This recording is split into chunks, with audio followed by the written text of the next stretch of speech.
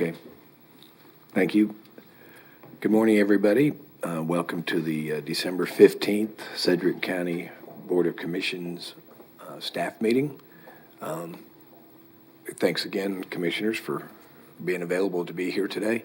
And also I'd like to recognize that Commissioner-elect Sarah Lopez is in the audience. And congratulations again on your victory, Sarah. And I had a chance to meet with her this morning, and looking forward to serving with you in the near future.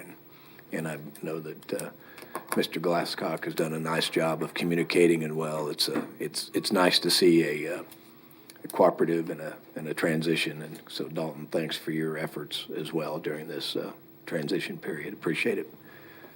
Okay, with that, we will hand the meeting over to Tom Stoltz. Thanks, Good morning, Chairman. Tom. Good morning, Commission. And I apologize in advance. We have a number of issues to go through this morning that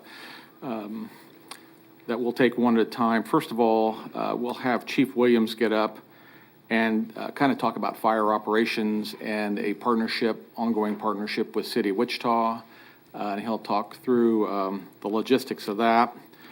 Then Dr. Gallagher will be here today. As you recall, he was here a month or so ago.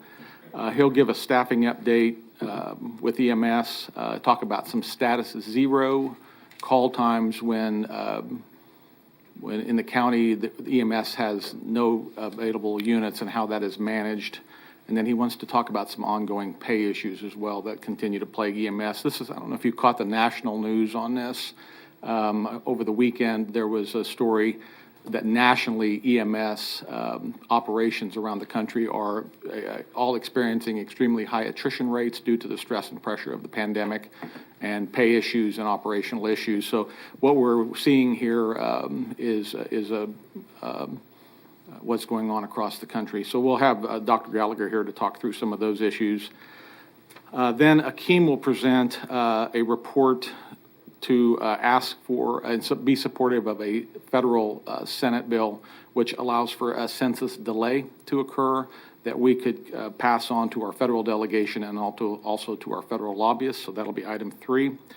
And then item 4, NACO has reached out to us and our federal lobbyist has reached out on the commissioners' opinions and vision of what any future stimulus package would look like on a federal level. And we have never actually discussed that, and I think it's timely to do so and put those thoughts onto paper and have the commission send through a formal document to the federal delegation and also to our federal lobbyists so that Sedgwick County's voice is heard in the process. And Lindsay is here. We're fresh off of CARES allocations and she has some ideas about what that could look like in the future. So we're going to just kind of chalkboard that. I think Kate will actually put some notes up on the screen as you guys are discussing the issue of what you see as important as commissioners moving into 2021 in regards to pandemic impact to the community. And then finally, Tim will finish up with just a vaccine update. We'd like to do a vaccine update every Tuesday from this point forward, as this is an ever-changing phenomena. So he will be at least every Tuesday giving an update, if not more. And so he'll start that today with the latest information on what we're hearing on vaccines. So with that, Chairman, I'd like Chief Williams to take the podium and talk about fire operations. Thanks for outlining everything, Tom. Good morning, Chief Williams. Welcome to the staff meeting of Commission.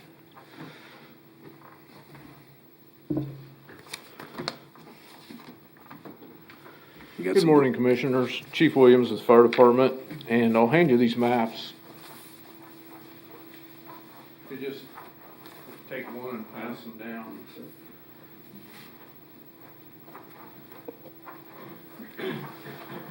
Do we have copies of your briefing?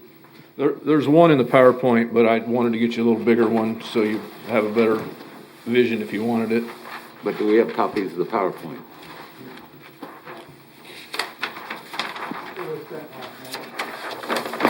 I know it was sent last night, but do we have hard copies of it?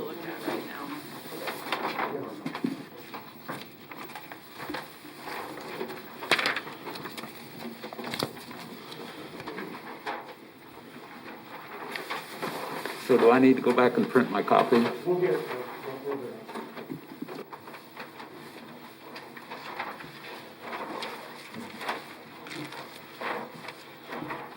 One of the things I wanted to talk about right off the first is some of the recent highlights that we've been working on in the past several months.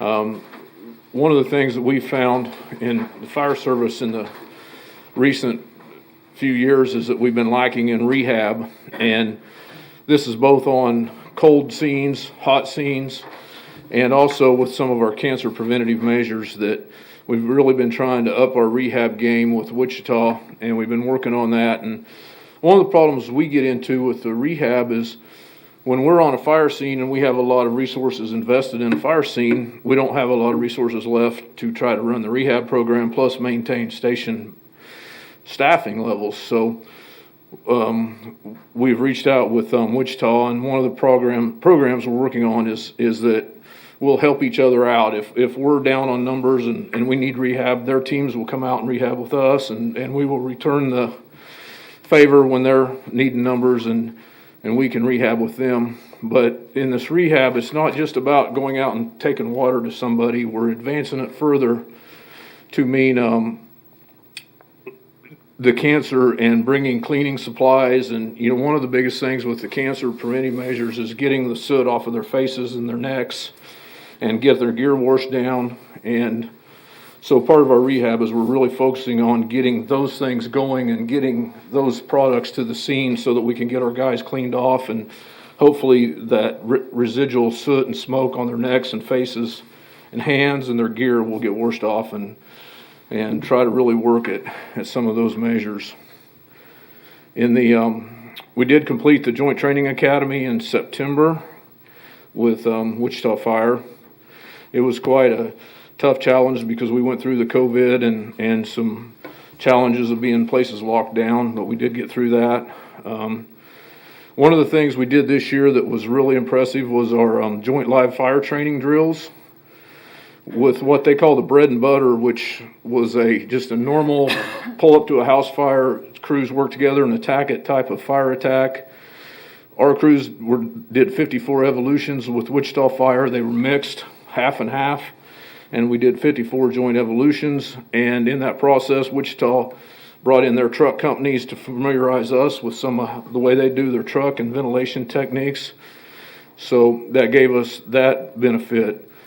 We followed up that with a basement live attack drill for search and rescue.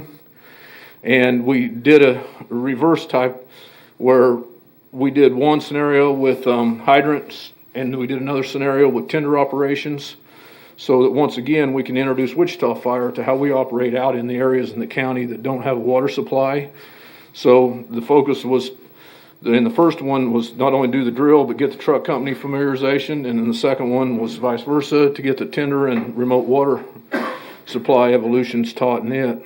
And then we had a live fire house out by Goddard that we trained 56 live scenarios on, which included full house search and rescue and basement fire drills.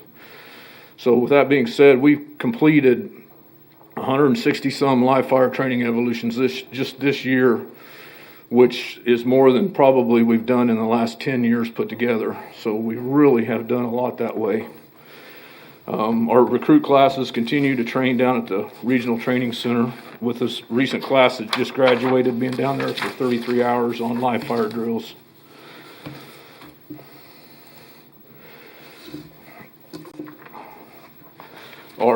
To continue our work with Wichita, all of our division and their battalion chiefs completed joint command training together. This has been a total of about 20 to 26 hours of training per officer that they spent during these joint command training, which is to try to bring us all together and build a common way we practice and way we play. We also worked with Derby and Wichita Fire on purchasing SCBAs so that we'll have total interoperability and identical SCBAs. And again, we worked with Wichita and Derby, and we put 20 of our firefighters through the Wildland Fire Training Red Card program, which is certified through U.S. Forestry. Some of the current projects we're working on at this time is we're working on an agreement to complete the fire review plans for the city of Derby.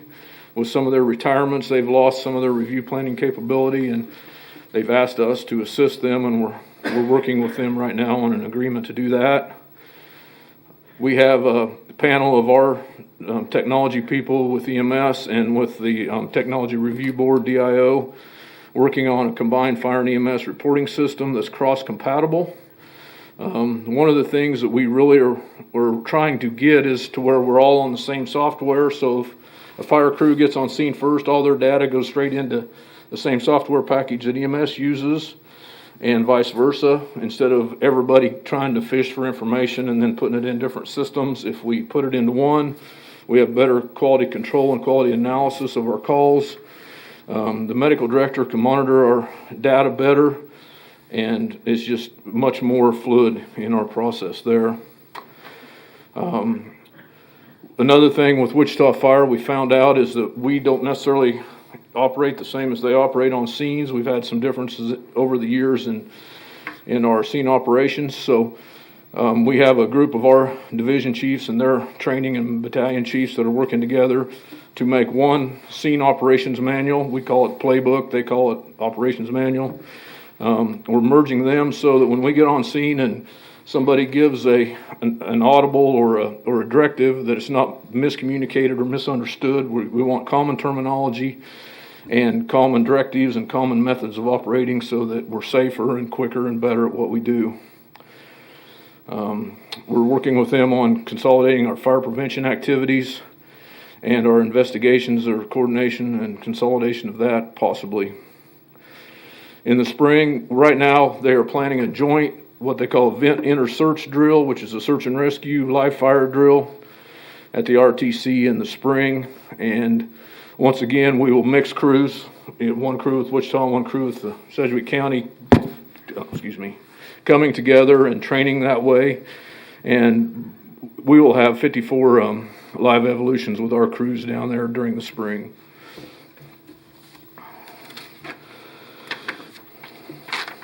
One of the other things that we're ongoing is we have the mass fit test teams, what I call them, but we have a light duty person from EMS. We've got one of our light duty firefighters and a CARES employee that we've got driving our one of our vehicles around doing the mass fit testing for all of the agencies and first responders. And the report I got the other day was that they've done 1,100 employees in the county, which is between EMS, detention, sheriff, SCFD, some health responders, but they've tested over 1,100 of our employees with the N95 mask to assure proper fit.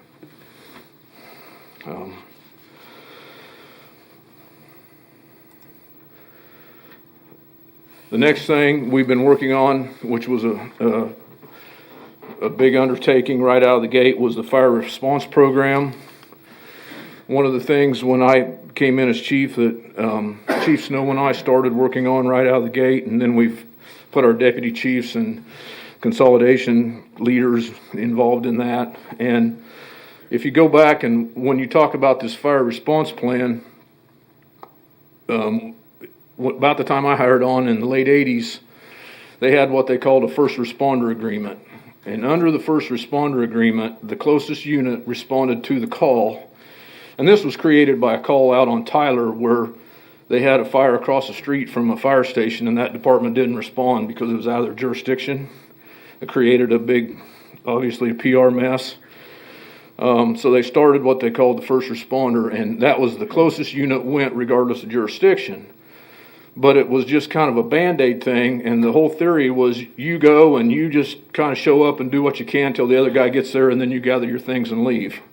It really wasn't a cooperative agreement. It was just getting the first truck there quicker, and then, it was don't lay a line, be careful how much you invest in the call because you're supposed to just be bolted out of there as soon as they show up. And we operated under that from the late 90s and late 80s and through the 90s, and in the 2000s, they started working on what they called the enhanced first responder, which that agreement was boiled down to closest units go regardless of jurisdiction. And they found out some flaws once they got that started, And namely Wichita was getting trucks dispatched all the way from the city to Viola or extreme areas of the county, and they were getting a lot of units that they were getting sent out that far and to Garden Plain, Viola, and some of those areas. And so in about 2007, 2008, Wichita drew what we call as the black line. When you get into the black line, Wichita drew that around the edges of the city and said that nothing beyond a squad will go outside of the black line. And the maps I gave you, and I'll pull it up here on the PowerPoint in a minute, the blue line on that map is the actually original black line. And so what we worked on, that black line was intentionally drawn to cut out the Goddards and the Hayesvilles and the Keachis and Mazes, Park Cities. It was intentionally because Wichita at that time did not want their vehicles going out into those areas. So what we had was, and the county reciprocated by only allowing squads to go into the city. So what we had was units, say, in Hayesville, with Station 34 sitting a half a mile from the city limits. If there was a fire across 63rd South, all they sent was a squad because that was the agreement. And Quint 34, which is the closest firefighting unit, was set in station while a squad went on that fire call. On the flip side, you have a house fire in the city limits of Hayesville, and Station 19 only sends a squad and their engine that's 2 miles from Hayesville sitting in quarters while we get help from Station 36 or 35 at Goddard and over by Derby. So it really played into not very good response. And the example I use is out west around Mays. Station 21 sits out there at 119th and 135th West and right across from YMCA. And Station 33 and 35 were driving past Station 21 going to Hayesville or to Mays on house fires, and that truck's sitting in the station. And so anyway, one of the things that Chief Snow and I started working on was to do away with units sitting in quarters that were much closer to calls. So we started working on this pilot test of this response program, and what that does is it pushes that black line out past the small towns. It incorporates all of the Hayesvilles and Goddards and Mazes and Keachis into the current black line, and it provides for closest units response. One of the biggest advantages, ISO rates us by what they call effective deployment. And they come out and they say that an effective deployment is when you get your resources on scene that are needed to fight a house fire. And that time is when those resources are all on scene. Well, like with us, if you have Hayesville, for example, and you're waiting for 36s to come from the other side of Derby and 35s to come from Goddard, your effective deployment is 12, 14 minutes out. Now, we've pushed that black line out, that effective deployment has changed to where with Station 19 and Station 12 go to Hayesville, it's gone from 12 to 14 minute effective deployment to probably 4 or 5 minute effective deployment. So we're getting those critical firefighting units on scene up to 10 minutes quicker in a lot of cases. And same thing with Code Blue Medicals. And another thing is we're working on that balance between our aid to them and their aid to us. And we're trying to bring that balance back into, because two to 3 years ago, we were 2.5 to 3 to 1 responses into the city versus them coming out. And now we've balanced that to where it's it's down to about 1.5 to 1 now instead of 2.5 to 3 to 1. And here's the picture that goes along with the map that you have where we've pushed that. The blue line was the old one, and you can see with the new black line, we've pushed that out to get in all of Park City and all of Goddard and all of Mays and all of Hayesville, Keachai. And there's a couple areas like Park City that has cut off the just a little blob of either Park City or Keachai. And that's programmed in. When Dennis Rooney programmed CAD, he programmed to where it gets all of the city limits. And even though that line cuts off just a little bit, it's still in because of the of the city limits the way it's programmed in CAD.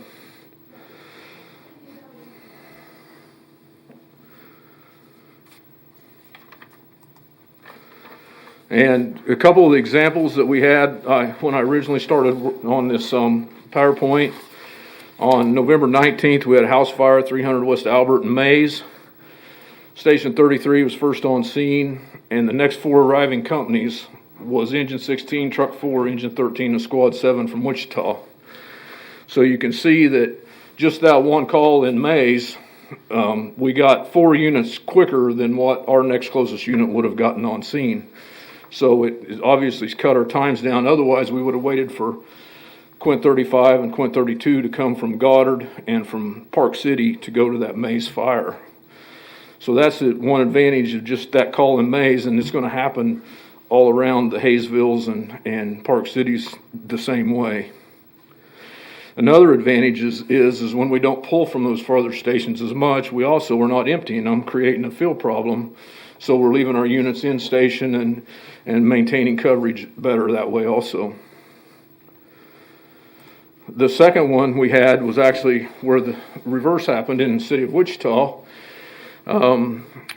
They had a call at October 10th at 6:10 a.m. on 3123 South Davidson.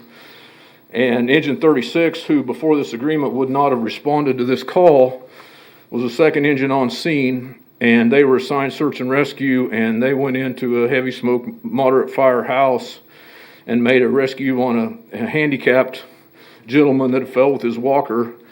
And EMS was on scene also, and they provided some CPR, and I believe this man ended up living. So we have a flip side. We have where our crews went on a call in the city and made a save, and that they would not have responded to had before this agreement.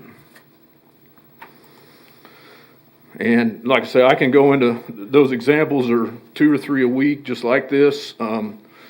2 weekends ago, we had a fire in Oaklawn on Saturday and again on Sunday, and both times, Station 19 and Station 22 from Wichita were the second and third end engines, and Quint 34 and Engine 38 didn't even respond. So, we can continue to show these examples of where this is paying off, and we're only like 3 months in since CAD's been adjusted to provide this.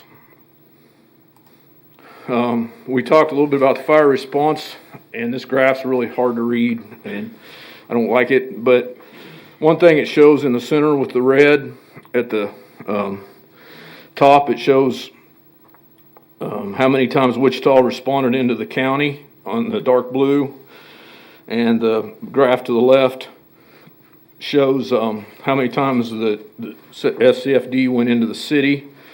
And what you can see is how the Wichita's numbers since we started working on this have gradually gone up, and ours have gradually tapered down, which is bringing that balance back into equal, closer to equal. And the same thing in the map, you can look at Derby on the right, and then the Derby is the light green in the bottom of that graph. Hard to read. But once again, us and Derby, we tend to just go up and down, and but we're also getting some of those balances better too. And then the next slide, we touch on Wichita a little bit, and here is the side-by-side bar graphs of the last 3 years. And what you can see on both the graphs, but the left one's a little, the individual one's a little easier to see it, but Wichita's numbers, we've only been doing this for about 3 to 4 months, and Wichita's numbers coming into the county has already changed to the tune of about 300 a year higher, and ours is creeping down, 2 to 300. So we're bringing that back down a little bit closer. Like I say, and this is with only about 3 months worth of work. And the graph to the right, you can see how Wichita's tended to trail up in the blue of how much they're coming out, and we've either stayed even or maybe about the same or trickled down a little bit in what we're doing. And then the last slide was, we started in this plan with a auto fill agreement, and we ended up not liking the way it was working, so we've gone to We will fill each other's stations upon request in need. And I was asked on October 27th to start tracking all the times we've been filling, and they've been filling us. And on October 29th, we filled Station 20 for about 2.5 hours and 21 for about an hour and a half. Then November 18th on a Saturday, Squad 7 filled our station for 3 hours, and Squad 17 assisted 32s at that same scene for 3 to 4 hours. And then November 23rd, Squad 33 moved over towards Station 21 for about 30 minutes. And then as far as Station 17, we've not filled it at all.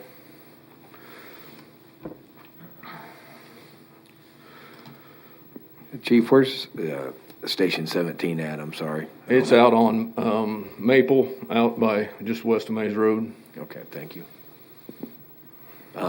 If Chief Tammy Snow was there, you would be, so their chart, the graph of response time is going up a little bit, and ours is plateauing and Creeping down a coming little. down. Is this all the same effort, same page with Tammy? Mhm. Chief Tammy? Yeah, this is all on her. Okay, thank you. Commissioner Dennis has a question. Thank you, Mr. Chairman. Chief, you and I have talked about this a couple times, my concern is the 18 mills that the people pay out in the unincorporated areas for fire protection, and making sure that we don't spend that 18 mills to support or to protect Wichita citizens. One of the things that we asked here a couple years ago when we appointed you as the chief, remember at that point in time, we also, the other person that we were considering was Brad Crisp. And we hired both of you because we wanted to find a way that we could kind of consolidate so that we could make sure that that 18 mills that's being spent out in the county is being used effectively. I know that the first part of your briefing showed that we have been doing a few things for consolidation, but we're not getting very far.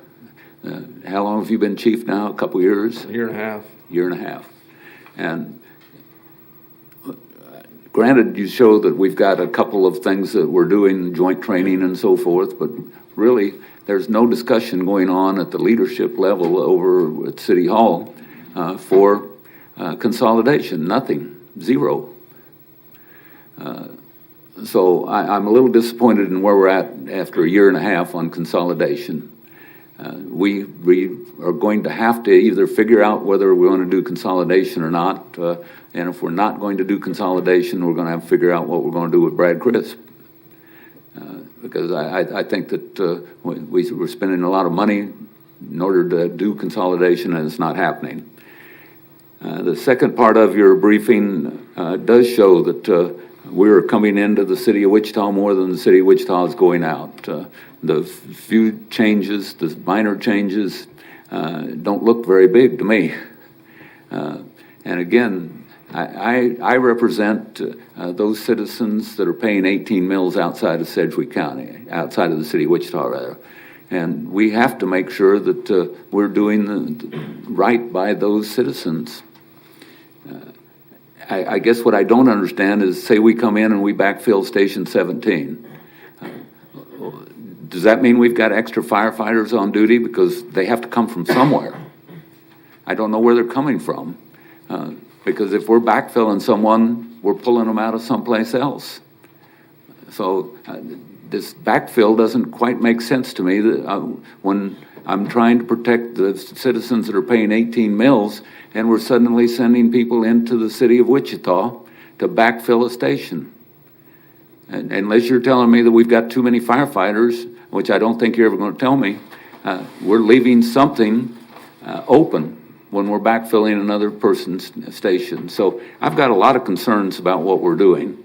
And I want to make sure that what we're doing is in the best interest of what we represent, and that's the board of Sedgwick County Fire District Number 1. We are not the board for Wichita Fire Department. So our main responsibility is to the citizens paying 18 mills. So I think we need better data. I think we need more data. I think we need to decide as the board of directors for Sedgwick County Fire District Number 1, whether or not that we're going to empty out a station so that we can backfill somebody here in the city of Wichita. I appreciate that this came before us, but I've got a tremendous number of questions on what we're doing and whether what we're doing is correct. So I think that we're going to have more information in the very near future so that we can make decisions.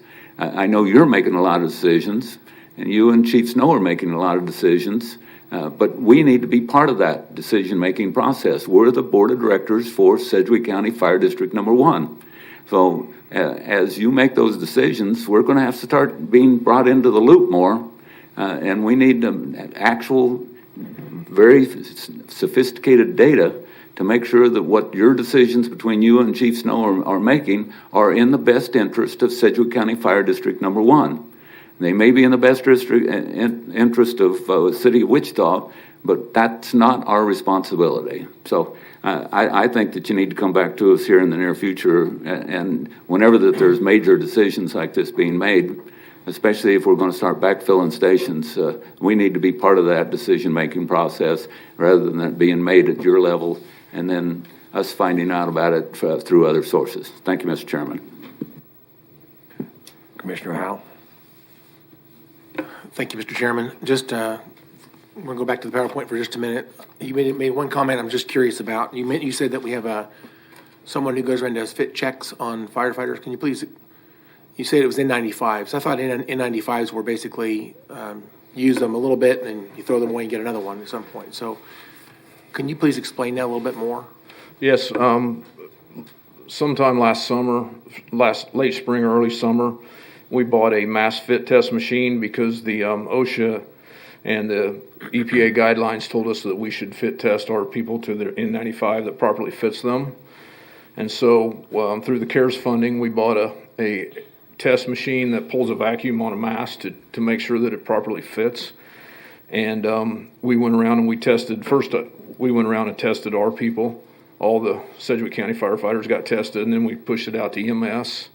And since that time, like I say, we've got out to where I think they've done over 1,100 to make sure that style and size of N95 that you're wearing fits correctly. And they're not totally disposable because we've been using a company called Battelle. And if you go onto a call where you use that N95 on an alarm and it could be contaminated, they get put into a biohazard bag and then they get sent in, and this Battelle company sanitizes them and tests them and then sends them back. Every person has assigned 10, in our case, every firefighter has 10 masks assigned to them with their names on them. And if they send one in, then it gets tested and cleaned. It comes back to that person. And then if it fails, then we issue them another new mask of the same style and type. And that's the way, because early on in N95s, there was a huge problem, with numbers of them. So to maintain our inventory, we went through this testing with Battelle, and I believe EMS did the same thing. I remember I guess you should say your SCBAs, for example, are also fit tested, I assume. Correct. And there's sizes available and that type of thing, and they train the firefighters to know how to check to make sure you have a good seal when they put that on, and train the firefighters are aware of how to do all that. So yes, and we also we are mandated annually to mass test them to their mask to make sure that it does, and it's a pretty significant test. It's tough to pass, so we do that annually also to their SCBA masks. And my experience was flying airplanes at altitude unpressurized, and so I went through this a lot, many years over and over, so a little bit familiar with that. But thank you for that answer. Can you talk a little bit about Station 38 and Station 6 that are joint out there on 143rd Street? What's going on out there? Right now, Yeah. they Wichita is managing their COVID exposures differently than we are, and we are taking our direct exposures out of service until they get a certain number of days and they get tested to a negative test before we bring them back, because we don't want them to become positive and expose the whole crew and technically all 3 crews at a station. Wichita was operating differently, and so they temporarily moved Squad 6. They had a person they had a firefighter that had a direct exposure and actually had sick in-home family members, and he was still coming to work, and we had concern with that, and so they temporarily moved that Squad 6 over to Station 20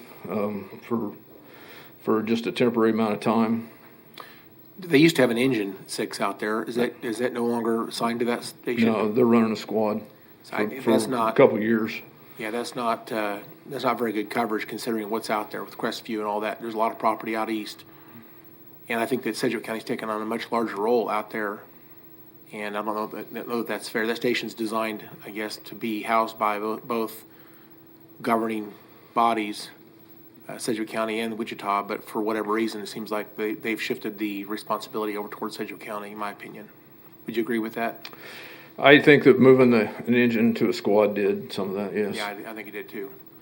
And I'd like to see the call responses out of that station, where are they going and what type of responses. I think we ought to look at that station specifically because we're talking about a contract with Wichita. I think we need to address that type of shifting of responsibility. Commissioner Dennis already highlighted that with Station 17. I think that this is the type of thing that evolves over time, and if we don't stay vigilant, eventually we wonder what happened. I would say also, just a comment, I really wish it wasn't a black line. I don't think there ought to be one. I think the idea that you respond to a need, if you're the closest that's there, you should respond. And I think if we get to functional consolidation, if nothing else, I think this black line is completely unnecessary. I do think there's some inequities and some imbalances here. They're not easy to solve. I agree with Commissioner Dennis that we intentionally went down a path to find some consolidation opportunities, and it's been crickets since then. So I'm not happy about that. I would like to remind you, I did sit down with you and Chief Crisp and our management team, and we spent about an hour, maybe a little longer than that, talking about a consolidation opportunity, an idea, and I have not heard a word from anybody on that. I've been talking about this now since I think 2015. And I think it does work. It is a viable option that ought to be addressed and not just ignored. I think that we need to get back to the table and find out why it is that plan, that idea, doesn't have legs. I think it does. I understand consolidation is complicated and it's difficult. There's a lot of reasons, but I think I addressed a lot of that with the proposal.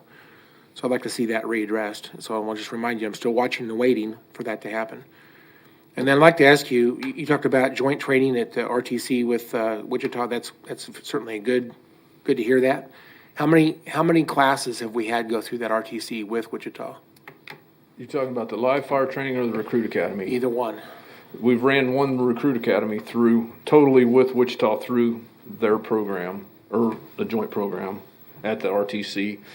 And then this last recruit class spent 33 hours down there training with the Wichita class at that time.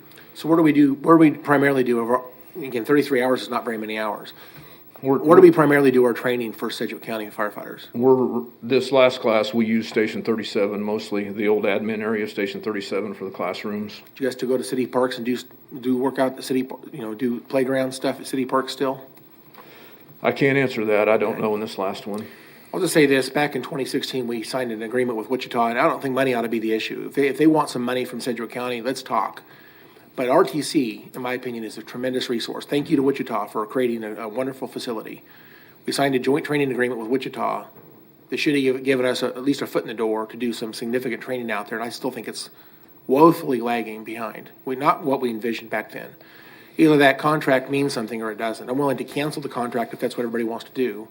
But as long as that contract exists, I think we ought to be using RTC much more fully than we currently do. To me, it's a shame that we have a training facility sitting there that I know that is being utilized by especially by Wichita, of course, but it could be used to enhance public safety everywhere in this community, and it's not being utilized the way that I think it should be. So I think, I'm glad to see there's a class that went through there, but 33 hours is not that much. Well, one of the things that we struggle with the RTC, and I did not recognize it prior to going into a joint academy with them, is when you put a certain amount of their people, when we have a certain amount of people we have to hire a year, and they have a certain amount they have to hire a year just to meet your requirements, their facility is not big enough. I mean, it looks like a big facility, and we all think it is, but when you try to run 20 to 25 firefighters repetitively through a burn prop, they're watching half of the time and not participating as much. And their locker room can only hold like 16 people, and so it's hard to have a recruit class above 16, and we can't run enough recruit classes during the year to meet all of our needs. And that's one of the challenges we found out with the last one, was that mostly locker rooms and burn props, they just don't have as much space as what it appears from the outside at looking at that facility that they have. And, and maybe some money could help breach that out and make the locker rooms bigger and a few more burn props, and then that would be greatly advantageous. Well, we need to hear a proposal on what it takes to make that possible. I just think that it's, the people of Wichita and Sedgwick County expect the best public safety. Now, you guys do a great job, don't get me wrong, you do a great job, but to the extent that training is so important, and to have a facility sitting there and we're not able to use it the way I think we should be able to use it, for whatever the barriers are. Let's identify those barriers. Let's functionally consolidate, at least in training. That'd be a great idea. I would like to just make a quick statement. I understand that, firefighters are generally, I love our EMS folks, but firefighters a lot of times are the first on scene, and they're able to do life-saving airway, bleeding, trauma type things. They do a lot of things to help people in the scene. And we have a tremendous number of people out there. I want to just say thank you to all that they are and all that they do. Altogether, if you count up the fire stations across our county, we have about 40 fire stations altogether in Sedgwick County. There's a lot more people in fire stations that are providing first aid at a scene of an accident or whatever, as a first responder. And of course, our paramedics are usually there as soon as possible. But it's a system of care, and I just want to make sure, I want to say thank you to all that you guys are doing there. And just a final comment, if I understand correctly, I think Wichita has 22 fire stations, and we have 15. Is that? We have 9. Pardon me? 9. 9, excuse me. I said the hugely wrong number there. Way off. Where'd I get 15? I don't know. 22 versus 9. Thank you so much for the clarification. But it's interesting to me, the inequity in the response charts, knowing that there's that huge difference in stations. So it is certainly notable. Thank you for all you do, Chief. Commissioner Cruz? Thank you, Chairman. Chief, thanks for being here today. We've heard a lot about consolidation, but you've not been given an opportunity to even address that with us today. And when I think of consolidation of services, I think of constant communication, collaboration, and I just wonder if you'd like the opportunity to kind of tell us how that's going, what barriers you see, how can we help you? When I first started here, and I'll give you the opportunity to address that in just a second, but when I started here 2 years ago, I very much heard about consolidation from Sedgwick County, right? Sedgwick County was talking about consolidation. Well, we have to incorporate who we're going to consolidate with, right? So I feel like it's very much talked about on this side of the street, but I wonder how our partners are feeling. And I would just love to hear from you about how that's going and what barriers you face and how we can help you. Yeah, I think one of the things that I do compliment Chief Snow on is, she always, every time we meet or every time we talk about consolidation, she revolves back to, we need to do what's best for our citizens on both sides. Mm-hmm. And so, she is very open-minded that way, and I think that helps with our work. Mm-hmm. But I do think there's barriers. There's been a change in political culture on that side of the street. Their union, they have union people, they have people that don't want to consolidate with us. And, we have that battle. Their unions made it clear they don't desire to work with us. So I do think that our admin, Chief Snow, myself, Chief Chris, and Chief Wilson on their side, and Pavelski, I think that our whole, right now, our main goal is that we are going to work together, and we are going to merge the things and put everything in place so that the political will gets there, that it happens. These little steps, they seem like little steps, I get it. But this response agreement is huge. I mean, getting Station 19 into Hayesville with an engine company is a big deal. I mean, I've told Mr. Leeds and Mr. Stoltz both that what we call that effective deployment strategy of getting those second and third engine companies, we're putting 5 people on a scene and then we're waiting 10 minutes for help. Now we're putting 5 people on scene and we're waiting 2 to 3 minutes for help. And that is huge when those engine companies are coming from the city. And it's kind of baby steps. We push the black line out a little bit. It's one of those that biting a little bit at a time. Somebody says eat an elephant one bite at a time. And in this case, I think that's a lot of little bites to eat the elephant. And I know it's slow and I know it's frustrating, but we do have a lot of people that are not waving the banner for this to occur too. And some of those people are pretty vocal in in Facebook and whatever. So I do think we're making progress, and I think we're getting there. But there's a lot of roadblocks and a lot of people that are wanting to throw up speed bumps. Yeah. Well, what you do is difficult, and I appreciate your continued service to make sure that when a fire occurs, there's a truck that goes out to help. I don't know how to do your job, so I have to trust that you do, and it sounds like you do. So I appreciate you coming here and showing us the things that you can do to help the citizens of Sedgwick County, and I'd like for you to be sure to tell your team of folks that are out there working hard to make sure that services are there when they're called for. So thank you for being here today, and thank you for all you're doing. Commissioner Glasscock? Yeah, thank you, Chief Williams, for joining us today, and thank you for the over 2 hours we spent with each other last week. I appreciate the opportunity to tour Fire Station 32, and we had the discussion that when most people don't interact with local government, when they interact, it's fire, EMS, or police, and so that's our face to the community, and I think you all are doing a great job at being that face to our community as well. And I know we had conversations about consolidation, and I know your passion for it as well. And so I know that you're moving in that direction, and I appreciate that as well based on our conversations earlier this week. I did just want to commend and let the other commissioners know that when I was out at Fire Station 32, they had a call, and we were in the middle of a conversation of touring the station itself, and mid-sentence, the firefighters dropped everything, hopped in the car, and I timed it, and they were out within, I think it was 42 seconds. And I think that is just a testament to your leadership, a testament to our staff across the county as well. And so I just want to thank you for what you're doing, and thank you for your service as well. Thank you. Okay, Chief, just got a couple of comments listening to all of this. I want to cover a couple things, and then maybe we'll move on. It's be approaching an hour for your presentation, and thanks for your information and presentation.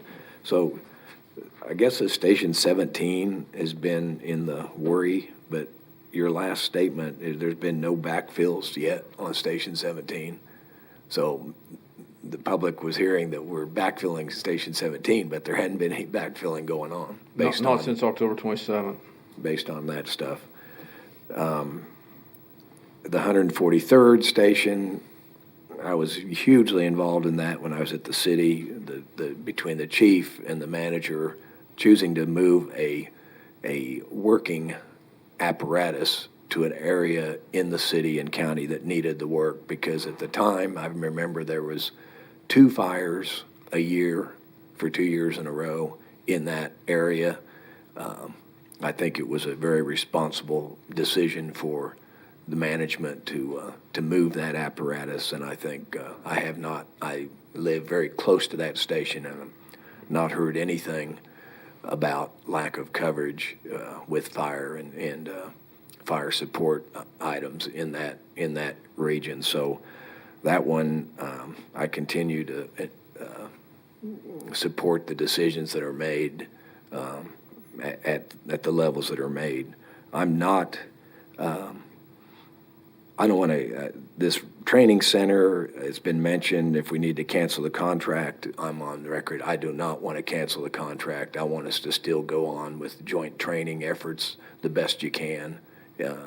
So I'm not in favor of canceling any training contract, as been stated. And as far as consolidation, I'm still very much in favor of it, very supportive of it.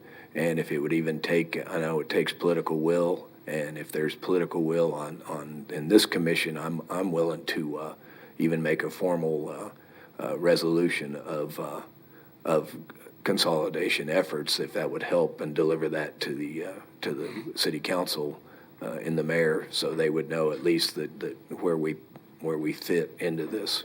So with all that, thanks again for your presentation. I don't see any other comments at this time. So if you have any closing statements, and then we'll move on. No, I don't have any closing statements. We'll continue to work on it. And to answer one question, though, I do want to make very clear that we do not empty stations to fill stations. We move a second unit out of a station to fill a station. We don't empty areas to move units. Okay. We just don't. So. Okay. Thank you for clarifying that. All right, Chief. Appreciate it. Okay. Next item, Mr. Stoltz, is what, Dr. Gallagher? Thanks again, Chief, and Merry Christmas to you and all the group.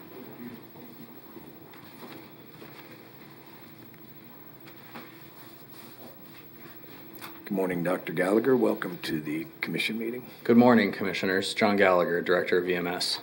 We lost one. That's right. She'll be back. Very good.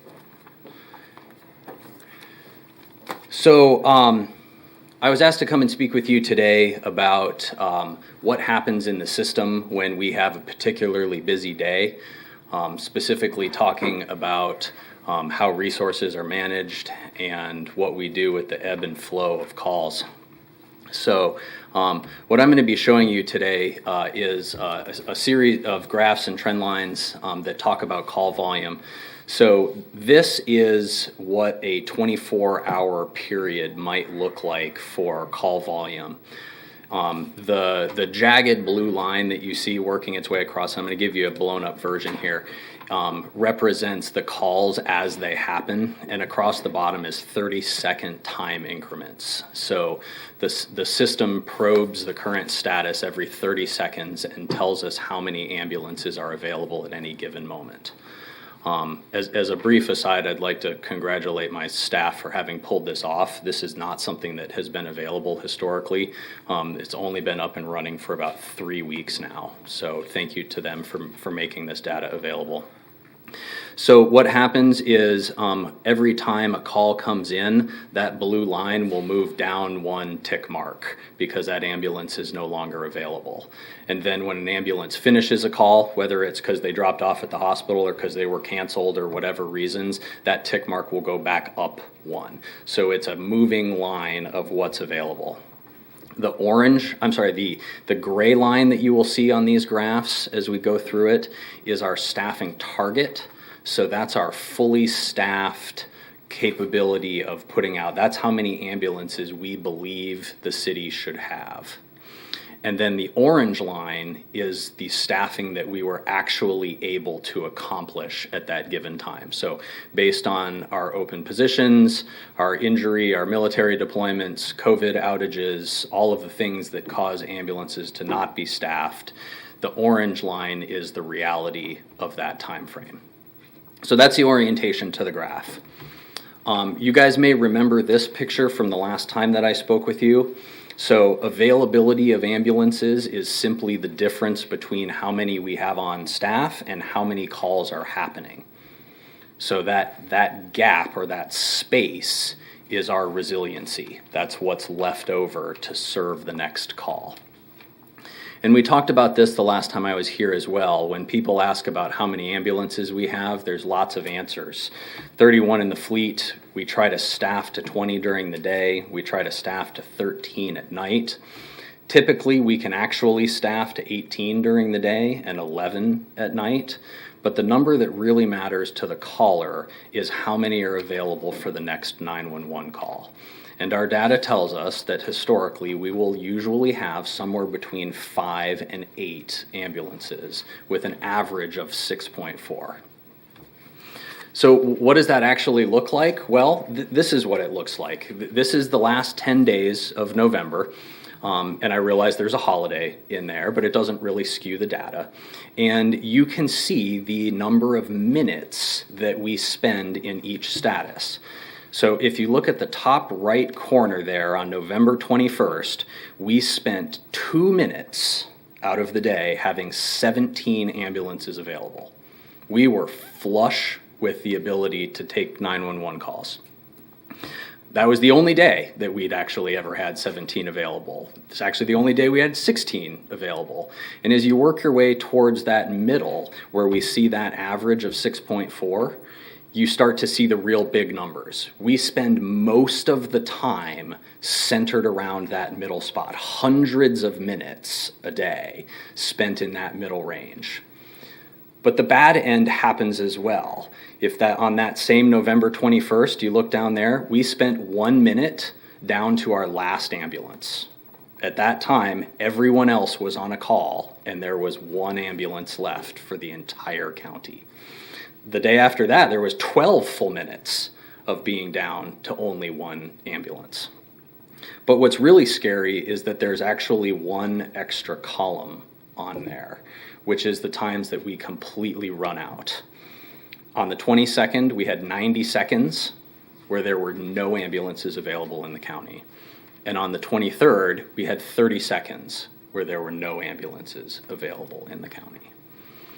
So this is what the distribution curve looks like for availability, okay? But what happens on a really busy day? None of those were really busy. December 4th was really busy. In fact, it's the 7th on record for the year so far. Our crews ran 224 calls, which puts it in the 98th percentile of busyness for the day. So what happens on a day like that? It's not going to happen very often, but it is going to happen, okay? Well, at the beginning, we have the same staffing target as any other day, right? So this is the curve for what we are going to try to put out on any given day in the 911 system, okay? But we know we're not actually going to pull that off, right? We've got open positions, we've got people out on sick leave, we've got people deployed, right? So this line is what we actually had staffed for December 4th. Less capacity than we would like, but that's the reality of things. So what does that predict about the day? Well, this is the average call volume. If we have an average day on the 4th, we're going to be fine, totally fine. Lots of space, okay? If we have a 90% day, this is the 90% curve. Still gonna be okay. Got some tight spots in there, but still gonna be okay. If we have a day from hell, if we have our peak maximums, the worst we've ever seen, even our staff 2 target wouldn't get us across the finish line. That day, we're gonna be a loser from a response standpoint. Okay, but staffing to the historic maximum is a little crazy. That's not responsible for us to staff for truly the 100th line, okay? So the one that we focus on and is acceptable in the industry standard is the 90% line, okay? It's not perfect, right? If we have this, we are going to miss 10% of the time, okay? And when we hit that with staffing from the 4th, we can see that there's 3 tight spots, okay? 9 a.m. predictably is going to be tight, 3 p.m. and 8 p.m. This is before the day even started, right? This is just running the math on what's this day going to look like, okay? And what actually happened? Well, sure enough, we have decrease in available ambulances at exactly 9 a.m., 3 p.m., and 8 p.m. The predictions are perfect.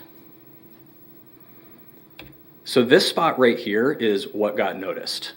this spot is why I'm here today. This is the emails that at least one or two of you received. This is the time that went on the record. So we're going to talk about it. So this is a 3-hour time frame across the area of interest. So from 7 p.m. until 10 p.m.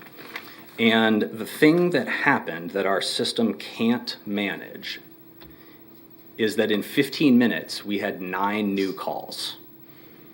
So 2/3 of the fleet was wiped off of the map in a 15-minute time period because of the rate at which the calls came in, okay?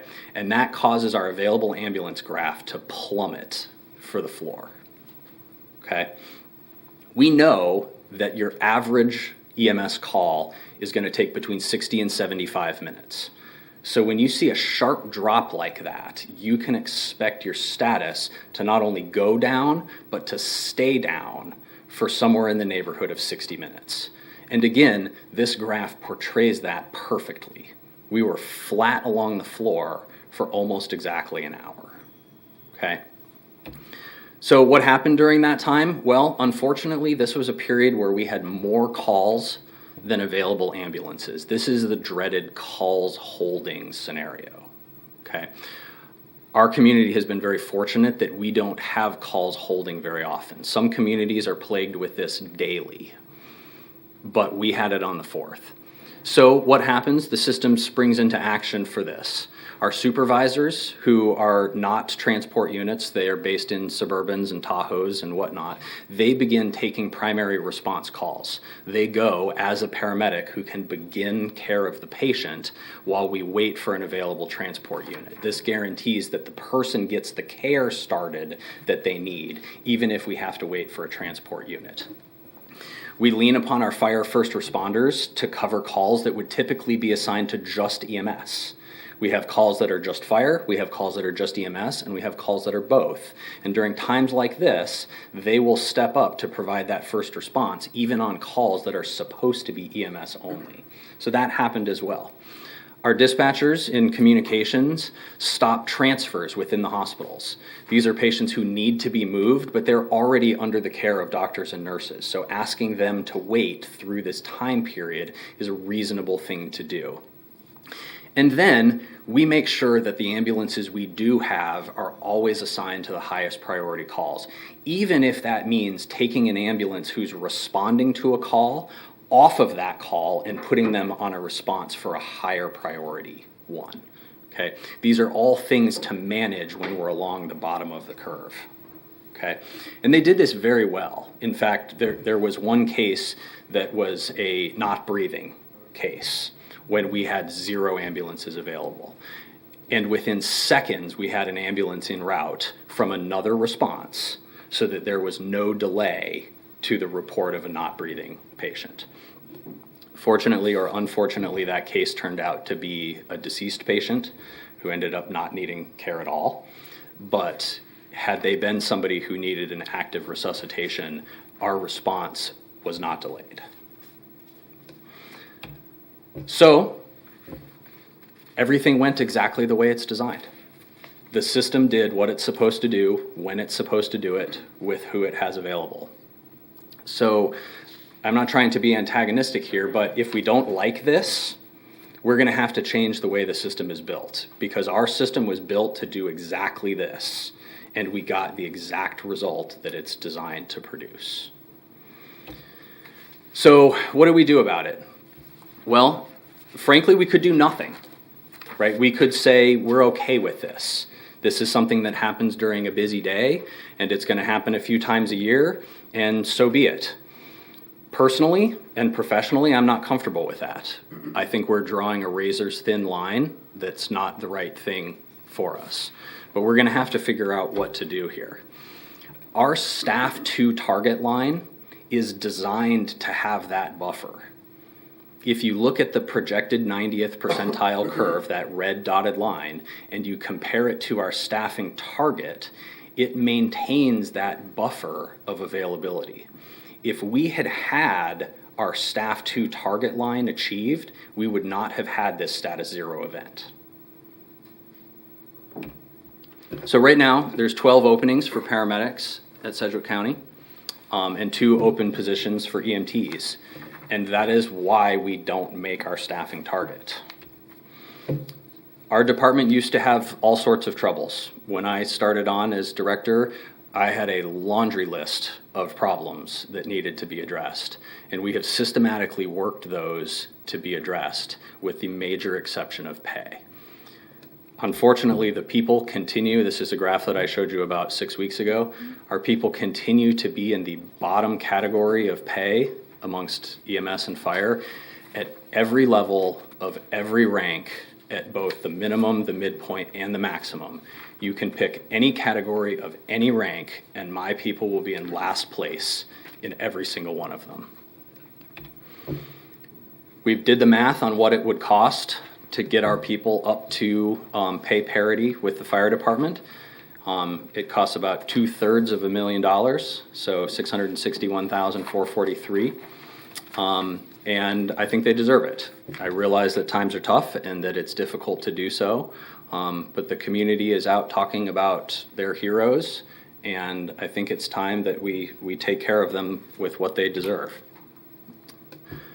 We do have some salary savings. I believe they're sufficient to cover this cost, but that's something that exists outside the department. So, happy to take any questions about that day in specific, how we manage busy times, our pay situation, whatever serves you best. Okay, thank you for this detailed presentation. Commissioner Cruz has a question. Thank you, Chairman. Thank you, Dr. Gallagher, for being here today.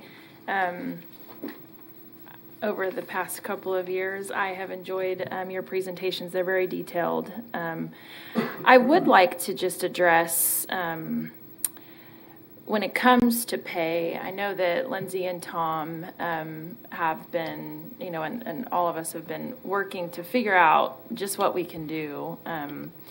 So I'd like to address the conversation that we had around open positions and filling those, or taking the money that is there for those positions that you can't fill or that you've historically had a trouble filling, and reallocating those dollars. Can someone address that for me, and why we can't do that? What does your staffing table look like right now? How many open positions do you have? 14. 14 positions. And that's obviously the number that you want to get to. Is that the number you have to have? I mean, we're operating with 14 less positions right now. Yeah, which is 7 ambulances.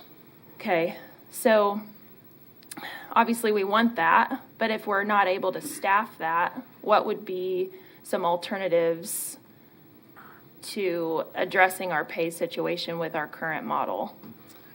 I think that is the best target. I'll defer to the manager and the budget office on how to do so, but that to me appears to be the best target for funding. Okay. While Lindsay's getting up there, I'll remind the commissioner, I think we talked about this 6 weeks ago. We have a pay analysis done organizationally that we had Wichita State do for us. There's a number of pockets within the organization that are deficient in pay, which will make a theme for our 2022 budget discussions. So just be aware of that. And I'll let Lindsay kind of just talk about technicalities of unused salaries or EMS fund balance availability, and we can talk through that. Okay. Good morning, Commissioners. So quickly, just to speak to the technicalities of what Dr. Gallagher referred to as salary savings. So you all know that when you adopt a budget, you approve personnel. Essentially, we ask you to approve that budget with 100% of positions filled 100% of the time, because we want to make sure there's ample budget authority there.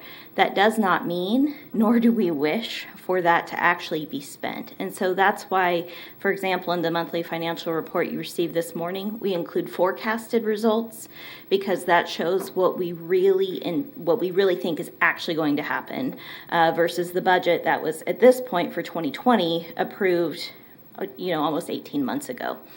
So the technicality is that budget authority is there, but if we start spending that over and above what's in the forecast, that has an impact to our bottom line financial position. The issue that we've had, and one of the things that I would like to advocate for, is to get rid of these special funds like an EMS fund or a ComCare tax fund or an aging tax fund and consolidate them into one larger fund, because that gives us much greater flexibility and control. 2 years ago, we were in a position where EMS, because of the transition to outsourced billing, we did not actually make enough money to cover all of EMS's bills. And so now we have to keep a very close eye on that bottom line fund balance, and it's a part of the overall package of 8 property tax supported funds that we have. And so when we talk about one fund performing well, that's excellent. But if it doesn't perform well, that has an impact across that entire spectrum. And so that's why we can't just look at one little lens. We have to step back and look at the performance of all 8 funds. And so we take that into account in planning for the budget. So we've actually already counted on EMS not spending all of its personnel authority this year and next year's budget and next year's tax rate. And so that's why this becomes so much more complicated, whereas if it was all in one fund, it would be a much simpler thing to see the whole picture in one single spot. And also would give EMS some relief because they would not have to rely so much on just the charge for service to determine their future. Does that help answer your question? Yeah, that helps me. Could you just, Dr. Gallagher, address, the folks that are leaving? Historically, through my private sector career, you would hear that it's cheaper to retain an employee than it is to hire a new employee. The costs that are associated with ramping up training and all those details. So could you just speak to the people that are leaving, filling them, and the costs associated with that? Sure. I don't have the numbers off the top of my head, but the phenomenon is spot on. That is exactly the issue. And it's the draw away from the department to the various groups that we compete with. That if a paramedic can get a job that pays better working at a hospital or working in a catheterization lab or more recently going to some of our regional EMS competitors, all of which are paying more, it's a losing battle from a retention standpoint. Yeah, I understand, Lindsay, the challenge, and I completely respect your suggestions and opinions. But at the end of the day, we have folks who are leaving who might traditionally stay if they were able to be compensated a little bit better. There are other factors too, right? Morale. I continue to get, you and I have had some pretty good conversations around what are we going to do around morale in the organization. But when it comes to those 2 factors, the challenge that we have is to figure out what we can do to get our folks compensated the way they should be. And that's the challenge that I think we all take very seriously as commissioners who are responsible for the budget of the entire organization. So I appreciate you being here today. Like I said, I think that your reports are by far the funnest to listen to. So thank you so much for your service. Please, I enjoyed the town hall you had the other day. It was very detailed as well. And thank you, Paul, for your service as well. We are detailed people. Commissioner Dennis? Thank you, Mr. Chairman. Well, Dr. Gallagher, thank you for being here and the update. One question, first of all, about the status 0 that you had. One of the things that I've been taught ever since I've been a commissioner is that our ambulance service is transport. The most important thing is that first responder that's on site to provide immediate life-saving care to the individual. During that status 0, did we have no first responders that could go out and stabilize that individual so that we could transport them later? Oh, no, quite the contrary. In fact, every single one of those calls received first response, including there was one call that would have traditionally been an EMS-only call, where the supervisors on scene recognized that it was necessary to send a first responder when we typically wouldn't, and added that resource to the response. It was a perfect performance. Very good. is I don't want the public to get the wrong impression about the status zero and say, oh my gosh, the sky is falling. In effect, everything worked exactly as we designed it. We had first responders there on site, and we were able to get an ambulance that its primary purpose is transport, correct? Well, they provide the ALS level care, but one of the things they add is transport. But you're correct. I don't wish to downplay the value of transport. Getting people to a higher level of care has value, but I really carry the flag of the ability of my people to provide direct patient care, and they also transport. Very good. I'm sorry if I misspoke. But the point I was trying to get across was that the public was protected the entire time. Correct. We did have a system in place that could protect them. While we ran out of ambulances, we did not fail any of our community members. Very good. The second part, you know that every time that we've talked about it, that I've been a strong proponent of pay for our EMS system. I know that there's been a lot of discussion about the pay, and we've got to look at the entire organization. But when we look at the entire organization, I can't think of anyone but fire, sheriff's department, and EMS that are so critical to what happens in our community that we have to be able to make sure that we retain those people. And I understand the impact on the entire organization if we can't give everybody a pay raise. But truly, if we had a resolution brought before me tomorrow for $660,000 to increase the pay for our EMS, I would be one of the proponents of that, and I would vote for it. And I understand truly about the thought that we've got a lot of people in comm care and aging and every place else that are vital to our organization. But when you come down to it, we have to have firefighters, we've got to have EMS, we've got to have our sheriff's department. And right now, our firefighters and the sheriff's department is funded above where you're funded, and we've got to get this changed. So I certainly would support $660,000 that you believe is necessary. Tomorrow we're going to have a discussion on our agenda about bonuses, which I think is probably ill-advised at this point. But we have in our budget in the EMS enough money, from what I understand, to fund that $660,000 that you need. So I truly hope that the rest of the commissioners recognize that where that you're at.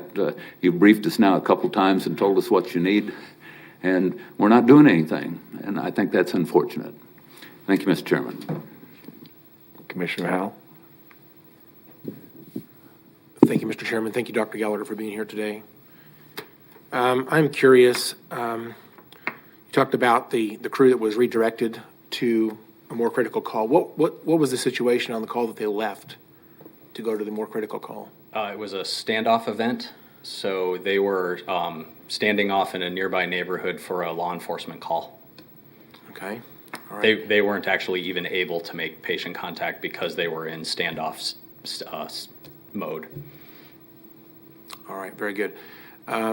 I'm curious, you mentioned that the folks that are leaving Sedgwick County EMS, you listed a number of places that they're going to. Can you tell me that list again that you're aware of? So we have seen people go to surrounding EMS systems. Yeah.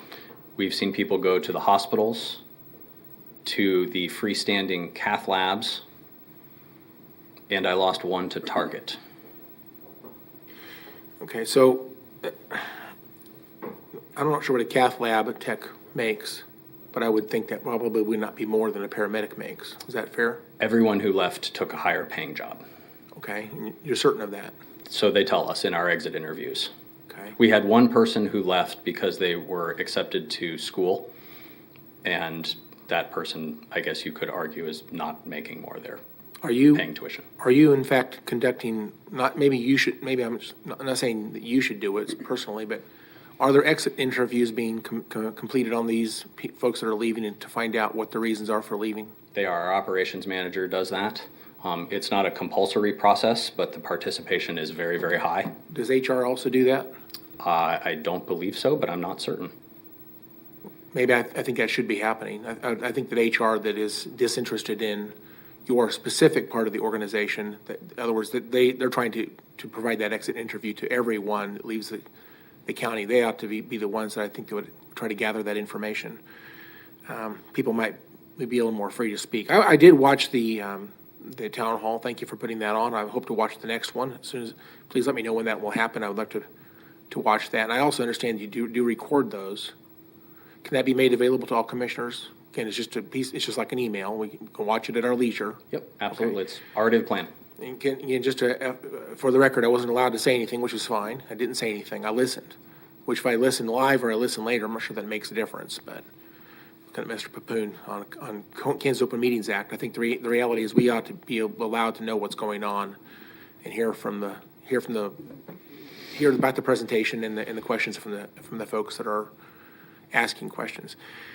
Do you know what your attrition rate is right now, or has been, let's say, for last year or two? 22%, I believe. So how many staff total are you trying to keep? What's your target staff number for paramedics and EMTs that are actually out in boots on ground? So we will have filled all of our FTEs if we can hire 12 additional paramedics and 2 additional EMTs. Now, that doesn't address the issue of absenteeism for all the other reasons, injury and military and things like that. We should really be staffing above our table in order to compensate for those losses, but we would be out of FTEs if we got 14 more people. But how many people does it require to operate those ambulances, boots on ground, to fill all the shifts, to reach your target goal of personnel? How many people does it require to do So that? it's 8.6 FTEs to staff a 24-hour ambulance. Okay. So I have to do the math. Let me ask the question another way. What is your target, what's your organizational FTE rec chart show? How many people are you supposed to have under your, not, again, if you could subtract out the management end of that, what's the number of paramedics or I'm looking at Paul, 140 if you remove all of the admin. Yes. about 140? Okay. I do agree with what Commissioner Cruz said. I think it's better to retain people than have to recruit. I think there's a tenure, tenure is important. When people spend a lot of time in the organization, they become much better over time. So I think it's best to retain if possible. I would say on that town hall, one of the things I watched, there was a slide that was presented, and they said the number one priority that needs, I guess, I'm not sure where the data came from. I think it came from employees.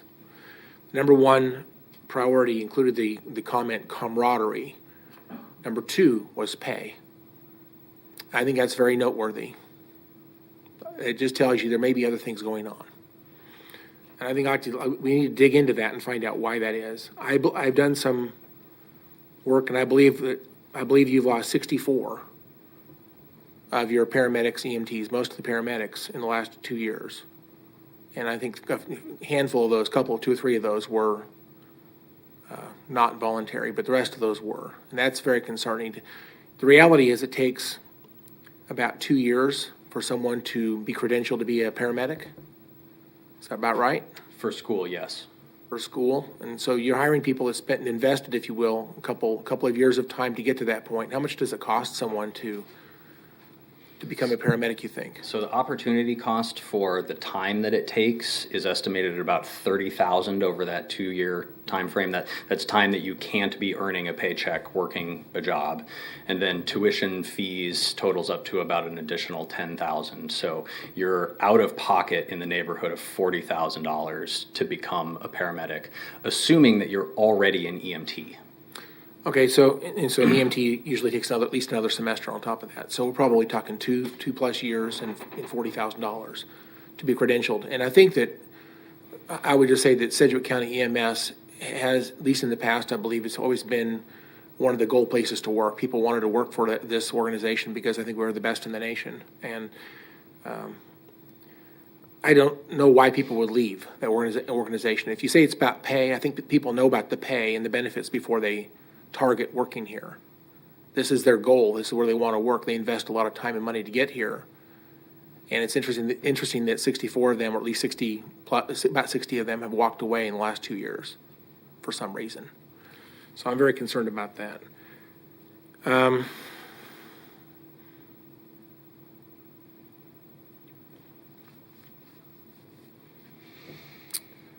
I will stop for now. I'll just say this. My last comment is I have some concerns. I think we need to be.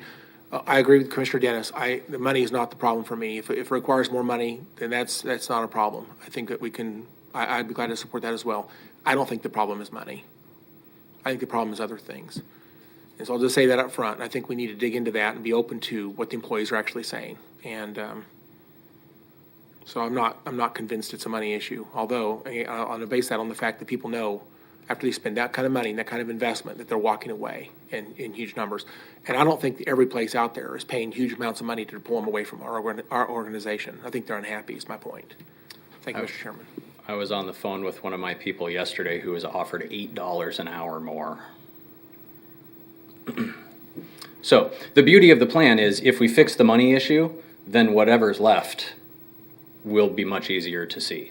So I hope we get the chance to test your hypothesis. Commissioner Glasscock? Hello, Dr. Gallagher. Thank you again for spending time with me this week as well. And I know we had a comprehensive conversation about a lot of these items, and you answered most of my questions at that meeting. I'll reiterate what I said when Chief Williams was here. This is one of the touch points to our community, to local government. And this is what we see most and how people interact most with local government as well. I do have a few quick questions, and I'm in full agreement with having the pay conversation as well. I'm very impressed with your data points and your PowerPoint as well to show the data. And I would be interested if staff, and I don't know if this is, I'm imagining that it'd be public information, and some were told people are leaving to surrounding county EMSs. Is there a way that we can pull the funding sources or how those individuals are being paid in those communities as well to see the discrepancy between us and the counties around us? That's possible? Okay. I would like to see that data as well, just to give some more context to everything. In addition, you had mentioned about code 3s, 2s, 1s, and 0s. How does that compare to previous years based on how many we've had this year versus the year prior and then the year prior to that? Is it something that's expediting? Are we having more of those, or is it the same this year as it has been in comparable years? So unfortunately, this is new data available to us. The previous leadership didn't track this. And in fact, we only got it figured out about 3 weeks ago. So subjectively, they're happening more often, but I don't have the ability to measure it prior to November 20th. Okay, well, thank you for tracking the data now, and I think that will help guide a lot of these conversations. But again, I appreciate your time today. I think you answered all of our questions up here, and again, thank you for your time this week as well. Commissioner Howell? Thank you, Chairman. Just one more, I guess, just as I'm sitting here, I thought of one more thing. I've heard through the grapevine that you guys have new uniforms coming out. We do. So the white shirts are going away, and a more sporty-looking brown shirt is replacing that, kind of a lime green type of shirt. But I am concerned about the cost of that. Is Sedgwick County paying for the cost of new uniforms for these personnel? We do, yes. Each employee is given a uniform allowance. How much is that uniform allowance, do you know? $420, I believe. That's per year? Yeah, to your question about cost, while it's an initial upfront investment, the long-term projection is dramatic cost savings. The previous uniforms are costly in the long run.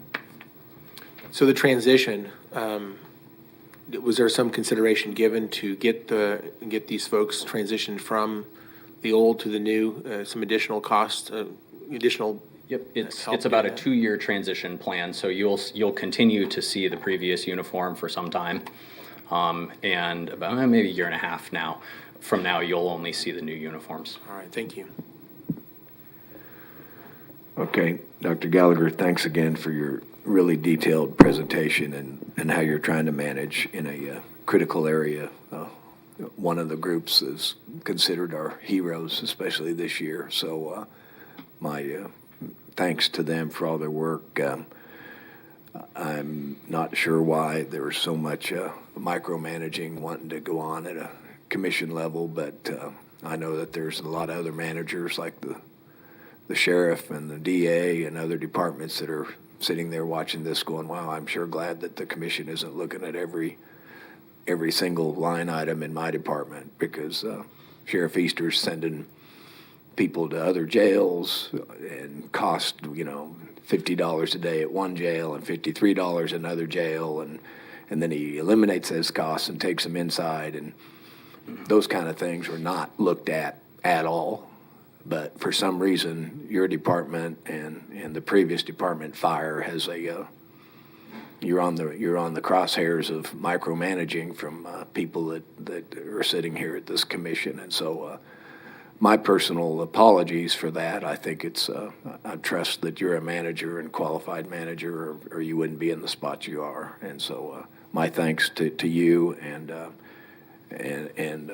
I don't see any other comments, but again, thanks for the presentation, and have a Merry Christmas yourself and all the heroes that are working under your guidance. You too. Thank you all. Okay. Commission, it's been requested if we could take about a 5 to 7 minute break. Let's come back in 7 minutes, at 20 minutes till. We'll stand recessed. Thank you, Chair.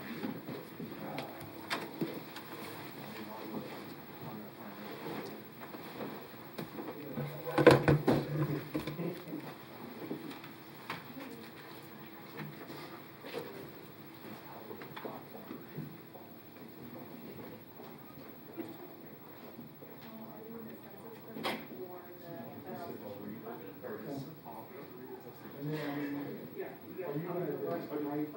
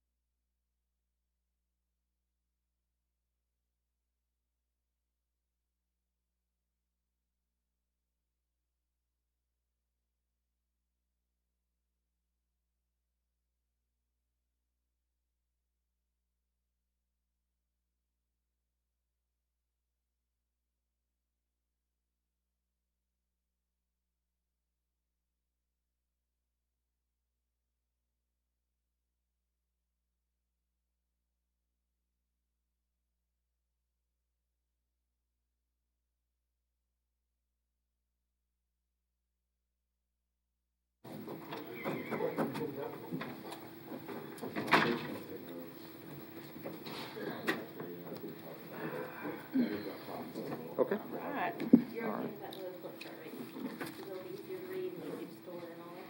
We're going to just put it on the screen. Yeah.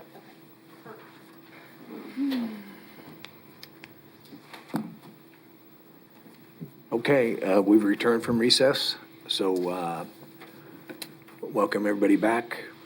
Next up, I understand, is Akeem. Thank you, sir, and good morning. Good morning, Chairman. Good morning, Commissioners. Akeem Ashford, Communications Director. So we're going to go over, we were asked to help support census data.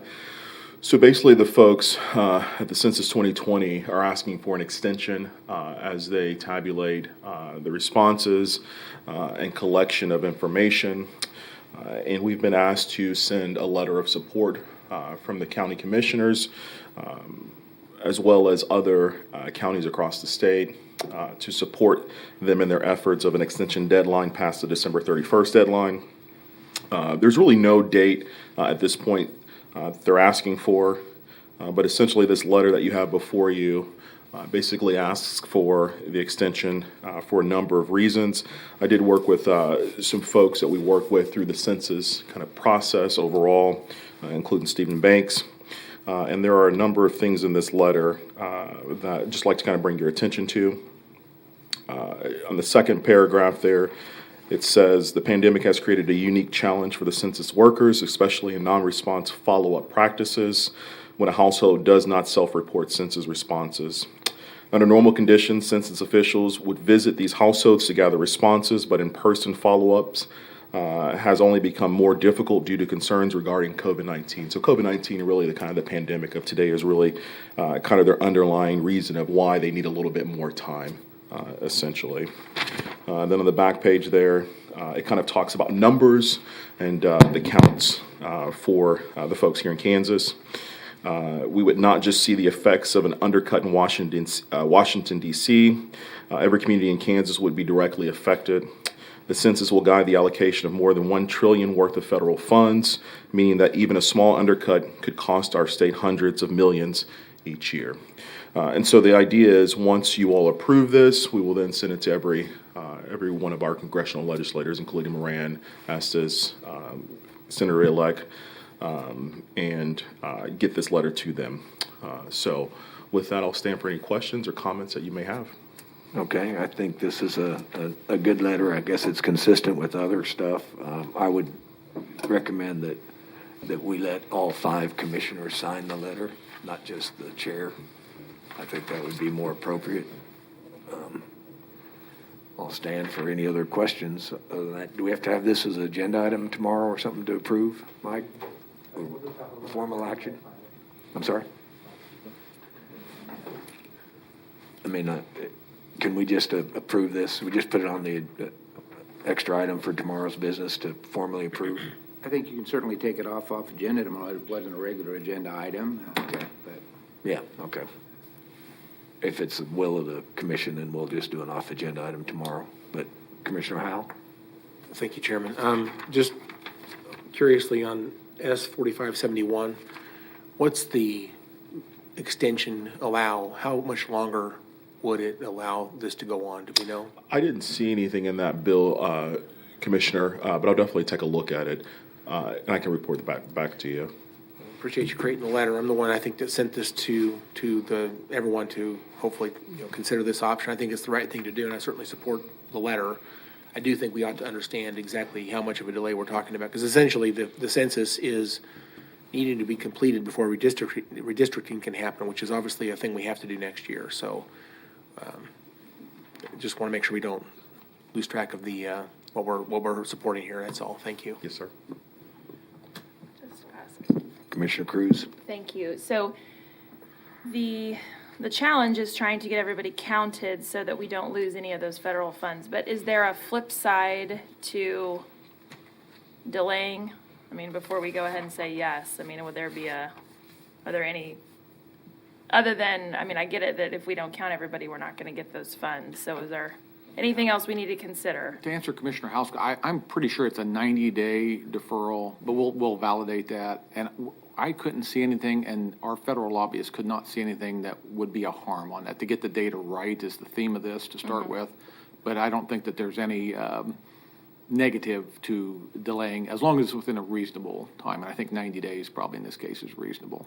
Okay, thank you for that clarification. Okay. I don't see any other questions, so thanks, Akeem, for the work on this. And if you can get the answer that Commissioner Howell suggested on what is the details of S 4571, that would be helpful. I'd like to know. Okay. Thank you. Okay. Next The up. next topic, Commissioners, is, I guess what I'd like to see is just a dialogue amongst commissioners about what we would like to throw on paper as far as ideas regarding communications that we can put forth to the federal lobbyist and to our federal delegation on our vision for what the 2021 is going to look like as far as any type of stimulus package discussion.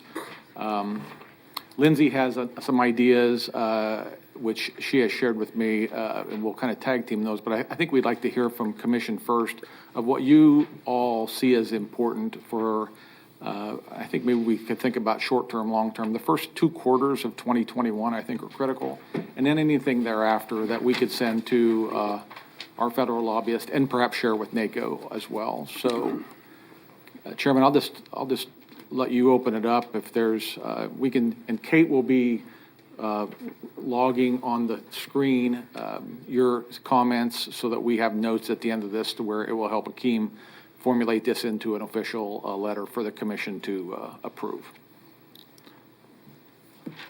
Okay. Excuse my first glance at this. Apologize. So the purpose of this is NACO having a national conversation about this. I know Commissioner Dennis. And Commissioners, I apologize for that you just got this. Let's have Lindsay just to maybe step us through it while you follow along, and I'll get the conversation started. So if that'd be okay. Okay. Meanwhile, can you, before you start, Lindsay, are you aware of this on a NACO basis, Commissioner Dennis? Your question is, am I aware of this? Yeah, is it a NACO national initiative that they're asking us to do this and weigh in? Yeah, I've been talking to some of our legislators about trying to see if we could get some relief in the future, and Right. I hope that something like this helps. One of the things that I've been worried about is we've got 15 days now to spend the rest of our money. If they don't give us an extension on that, we will spend it. And we've got nothing to carry over, but the biggest concern I've got truly is that starting out in 1 January, our cost to the county does not go away. We're still going to have a lot of testing we've got to do. We're still going to go into a vaccination cycle that is going to cost us a lot of money. There are a lot of things that are going to happen, and we really and truly need something after January 1st. So that's what I've been talking to the legislators about. Okay, thanks for that information. Okay, Lindsay? Okay, hello again, Commissioners. So the list you have before you is basically the result of a brainstorming session that our internal financial assistance team had yesterday. So just as a reminder, that group is made up of 9 folks from finance, from all the different disciplines in finance, as well as 2 legal folks who have been intricately involved in this process from the beginning. So we kind of thought of everything. If we were going to ask for COVID relief, what would that look like? And so we weren't necessarily wild about a repeat of CARES because, of course, we know the rules have changed repeatedly throughout this process. The goals and objectives and how you can spend the money has changed throughout the process. And so some of the things we thought would be really helpful to not just do COVID relief, but also to help the community and keep us from having the economic impact that we think could happen, that we thought would happen back in April, and of course the financials haven't come out that way, is to focus on some of these short-term priorities. So the short-term priorities would include expansion of the Paycheck Protection Program, but to make sure to reach those little guys, the small businesses that maybe got overlooked in round 1, since they are such an important pillar in our community. Maybe also look specifically through that program to aid bars, restaurants, and venues who have been hardest hit. So maybe look at a specifically tailored program for that. Maybe, we weren't super committed to this concept, but maybe another stimulus payment, a way to get money out in the public, because if citizens are spending money, government can stay afloat. That's the natural kind of organic way for government to stay focused and stay fiscally solvent. Another concept that would be especially important for our community, we thought, was to expand unemployment insurance. We've all read that the expanded unemployment insurance will end for many of these folks who have been unemployed from the beginning, right around Christmas. So maybe an expansion of that, also maybe adding some supplemental funding to that, like the first round did, maybe not as much, and maybe also to look for a return to work bonus or payment, so that we don't have people who are benefiting more by being unemployment than coming back to work if that opportunity exists. We've certainly heard a lot about aid to hospitals trying to expand their facilities to grow bed size. So maybe some opportunities to get them some more direct relief and free up the strings for them. Also, maybe try to find creative ways to get them personnel. One suggestion was maybe look to the military, who may have some underutilized resources, if they could maybe use that as a pool for hospitals. Also, of course, as Commissioner Dennis referenced, vaccine administration, vaccine funding, some targeted funding for that, PPE administration, stockpiling and warehousing. We know that CARES does not allow us to stockpile, and so January 1st, we're on our own to fund any PPE that we need. And if the state is in a similar situation to us, where their CARES funding runs out, we may or may not be able to rely on them as much for assistance with that program. So some more opportunities for that. Also some opportunities to maybe get some specialized grants for long-term warehousing, now that I think that's probably going to be a priority for everybody across the country. And then finally, also as Commissioner Dennis referenced, until the vaccine is widespread, continuing to do that testing and contact tracing. And so maybe having some tailored programs for that. And then moving into the short and long-term priorities, certainly we would want to focus on economic recovery and workforce development. Particularly, we know our industries here have been very hard hit with manufacturing and aerospace, so finding ways to assist them with programs that get them back up and started maybe even sooner than they otherwise would. Definitely focusing on mental health. We know that mental health is an issue now. Certainly, I don't think it's going to be solved overnight after the pandemic is over. And we know, and you've seen in your reports over the last few months, how hard hit ComCare has been because of the way their service delivery model has had to change. So trying to find creative ways forward on that would be something that would be useful if there were, funding for studies or revenue loss or anything like that. And then finally, and you saw in our monthly financial report this morning, we have been very fortunate to not have yet felt the impact of COVID on our financials. But if our businesses go down, that will absolutely have an impact. It will have an impact on people then being able to buy homes, to be able to spend money in the community. That has not just a negative impact on them, but it has a negative impact on government. Right now, we know there's an increased demand for service because of these hard times. What we can't do is lose the revenue, because that results in cuts. And that's then reduced service for our community. I don't think any of us want to be in that position. So as we start to see those impacts, but even if we can, and if we thought if we can get some help before that happens, that would be really useful to try and keep our economy afloat and avoid any significant impact of a recession. If we do get another package like CARES, not that we're not grateful, but it has certainly been a challenge to keep up with the rule changes. And so, we'd like to know just kind of the parameters at the beginning.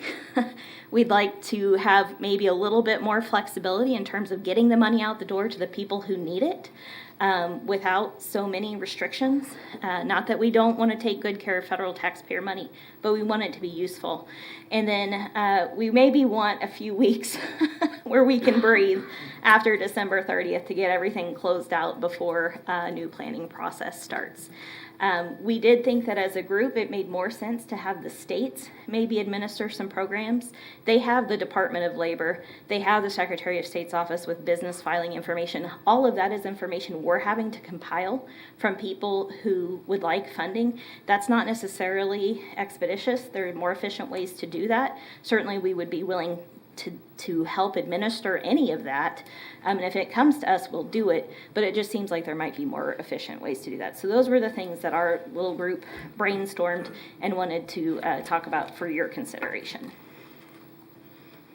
Any questions I can answer on any of that? Sorry, that was a lot. Well, it is. And my first thought was on your short and long term. I wouldn't know how to craft lost revenue offsets. That's I didn't understand it originally, but I kind of believe in it now. When during the lost revenue, I don't know what the rules could be around there. The business already closed, employees gone. You know, I mean, there's a whole gamut. Was the business going to reopen or not? I don't mind it kind of being in there, I guess, but I don't know how that could be. Well, let me clarify, apologies. That was government, lost revenues for government, so we don't have to have cuts to our service delivery. So that wasn't necessarily a business lost revenue. I apologize for not making that clearer. That would be something that if we start seeing a huge precipitous decline in sales and use taxes, we would want to maybe have an opportunity to get some reimbursement for that so that we're not having to cut services. Okay. And my last thought initially was, so according to you and our experience this year under the CARES efforts, if they do another program, you would just as soon have it just sent to the states and the states manage and not this 500,000 or more communities? I think for certain programs, yes. For business-related programs, for unemployment-type programs, for individual assistance-type programs, because they have income tax filings, because they have so much more information and better records, that's where we think that makes more sense. If they're wanting it to tailor it to our community, we'll be happy to accept that. But certainly some areas, some types of programs that have come up this year seem like they would have benefited from having that kind of efficiency, from having those records at the state level already. Okay. Discussion from commissioners. I'll go first. Okay. Commissioner Cruz? Thank you. I appreciate the topic for sure. I know that you guys have done an incredible job of working through all of this money. I know that you've been here multiple times till past 9 o'clock, I'm sure, and all of your team. I know that you guys are working incredibly long hours. I guess for me, when it comes down to what can get our community back on track, would be getting kids in school, feeling safe to go out and about and spend your money. The vaccine, as far as is it safe to take, how can I get it, when can I get it?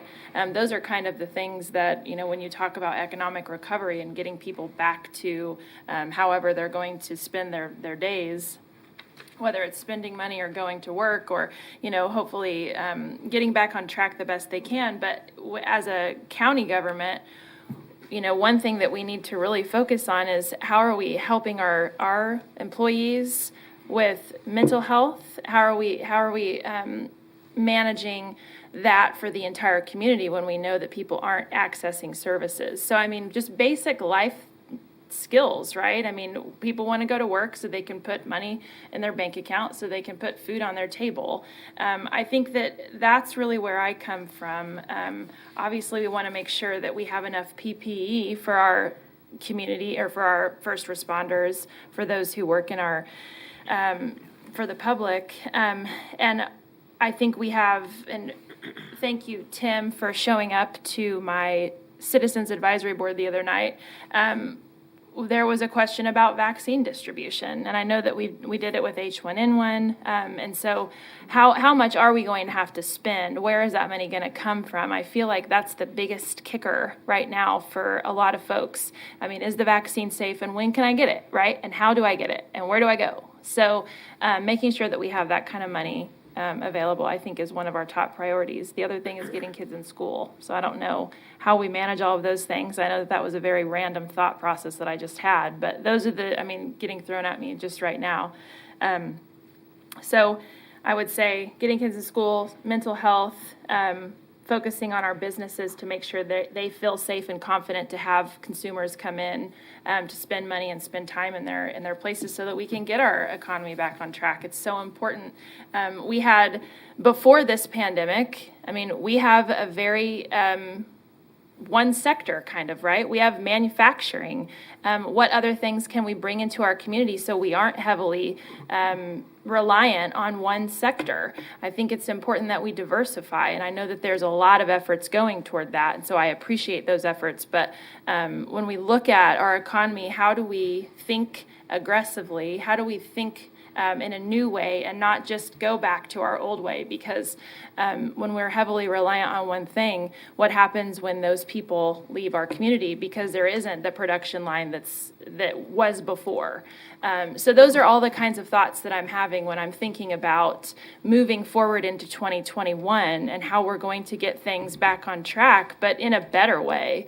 And so I'll close my statements with that, but I just think it's very important that we look towards those basics kinds of things so that people can get back to a new normal. So thank you for the discussion. Appreciate it. Commissioner Howell? Thank you, Chairman. Just curiously, the top of this handout says letter of support. Do we plan on drafting a letter? We saw a letter just a minute ago to our federal delegation. Is there going to be someone drafts a letter based on these priorities? That's exactly correct, Commissioner. When will we see that? I think this is pretty urgent. I would hope we see it Absolutely, yeah. As soon tomorrow. as I get done here, I'm going to go back and work on that today. Very good. I think this is probably more urgent than the previous one. So yeah, certainly I'd like to see us review that, hopefully get that going tomorrow with a vote tomorrow at our meeting. Second of all, it says if funding package to county directly comes along again, don't change the rules as we go. Flexible spending gives us a bit of a break. Generally prefer dollars to go to the state and have the states administer the programs. I actually think that under the previous CARES funds, they delegated, if you will, large counties would have the direct disbursement from those funds. We didn't have, state didn't give us the $900 million. They gave us, $99 million. I said that wrong. They didn't give us, the state didn't give us $99 million. That was direct disbursement from the federal government to the county. And it's been really nice, I think. It's been great for us to have our ability to figure out how to spend that money the best for Sedgwick County. It's been really tremendous. I want to make sure we're clear. I think that that's the right way to go forward. I don't want to change it back to leaning on the state for money to come back to the county if we don't need to do that. I think our previous model was better. I think Lindsay agrees with me, it sounds like. All right.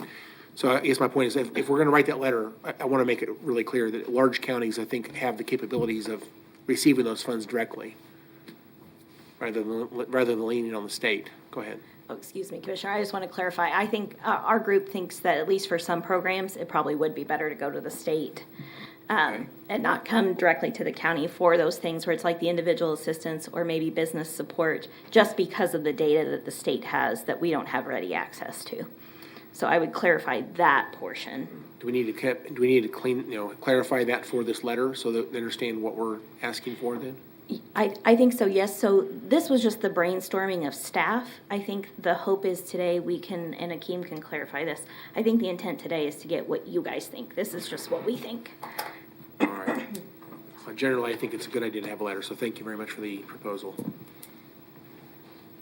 I can, Lindsay or anybody answer the question. So when the December 31st date comes and there seems to be a really great momentum going on continued testing. So that right now is paid for by Spark money and some of ours, a little bit of CARES, a little bit of... Some county cares and some state spark, Right. yes. What happens January 1st? Everybody can still get tested, or am I going into the next world of Tim's presentation? I know you're going to talk about vaccine, but I'm getting questions right now from a few industries about. Good morning, Commissioners. That's an interesting question, and there's no clear-cut answer for that. We know that at a point in time in the near future, we will have both sampling capability, which we do right now, and we'll have lab capability because we've got some lab analyzers equipment that's coming to our office. So we'll be able to do sampling and testing for a relatively low cost. But we may also have to strongly consider charging for that service going forward. And then the issue is, how do we help test folks that are uninsured? And that's the issue, that's the big. Now, Okay. historically, health departments in particular do testing and sampling and testing, again, for disease prevention, which is different than what employers are doing right now with WSU and the MDL.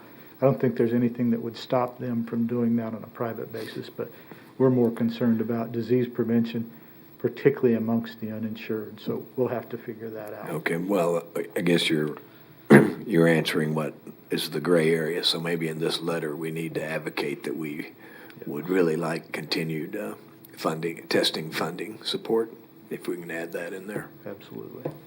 Thank you. Okay, any other comments, questions? I don't see any, so thank you again, Akeem, for the information, and thank you, Lindsay. Oh, did you have something, Tom? No, to be clear, this is going to go a little faster than maybe I thought. We'll have Akeem draft this today, get it back, drafts back to you today to look at so that you can Yeah. take an action on this tomorrow. I appreciate it if we could all get an advanced draft. Absolutely, sir. And it doesn't have to be the final. I mean, you can just throw all this mush together and we'll muddle through it. Absolutely, sir. Okay, all right. Thank you. Okay. Took care of that one. I think the last one is vaccine update with Tim. Tim, personally, thank you also for being available for the numerous calls we have, and the hospital call, and as you feel, the community's leaning a lot on our information. So I just appreciate this year how you've been available and supportive on whenever we need you. Thank you. It's my pleasure. Thank you. I'll try and be brief. There have been some changes since the presentation I gave last week. And in terms of brevity, I'm going to go back to the spring when this all started and tell you how staff spent a lot of time educating me on the difference between sampling and testing. Now there's a distinction between distribution and dispensing. And so I'm going to cover that real quickly. In terms of getting vaccine into someone's arms, there's two different components to that process. One is the distribution of the vaccine, and the other is the dispensing of the vaccine. And the dispensing is when someone actually injects that vaccine into my arm. The distribution process takes place between the manufacturer and, in this instance, the CDC and KDHE. So they are initially the dispensers of vaccine, and they're the distributors of the vaccine. They will distribute it then to entities that dispense. Ultimately, the health department will probably become an entity that does both, some distribution and some dispensing, but that's further down the line. Right now, the vaccine is being manufactured. CDC is determining where it goes, so they are doing distribution by state, comes into KDHE, and then KDHE does distribution based on a number of different factors. They're going to primarily distribute to hospitals right now, and next week one of the updates is they will distribute a very small amount to the health department, and then the health department will dispense. Right now CDC is generally doing the distribution to commercial pharmacies that are then going to do the dispensing in nursing homes and adult care homes for both residents and staff. So ultimately, we think that there will be a point in time when KDHE will send community-based lots to the health department, and then the health department will manage the dispensing and the distribution because they will provide it to other people who have been identified as partners, and they'll also do dispensing. The other updates from last week, contingent upon approval of the Moderna vaccine on Thursday, Sedgwick County will receive a very limited number of doses that will be targeted to health department staff who are involved in the sampling process, so they're exposed to people who are potentially COVID positive, and EMS staff who are doing direct care, doing those direct runs. That is a determination that has been made by KDHE, and it is one that we will follow. Right now, because the amount of vaccine that is so limited, KDHE is being very strict about how that needs to be dispensed, and so we're following their direction. Over time, we'll begin to see additional regular shipments, and we will continue to dispense that allocation based on the direction from KDHE until we get to a point where we're seeing significant amounts coming in. And there will be potentially some flexibility at that point in time. I think that right now the plan is for phases, and I think you've probably heard about the phase 1A, for example. That is the hospital staff that are working with COVID patients. Once we move into phases 2 and 3,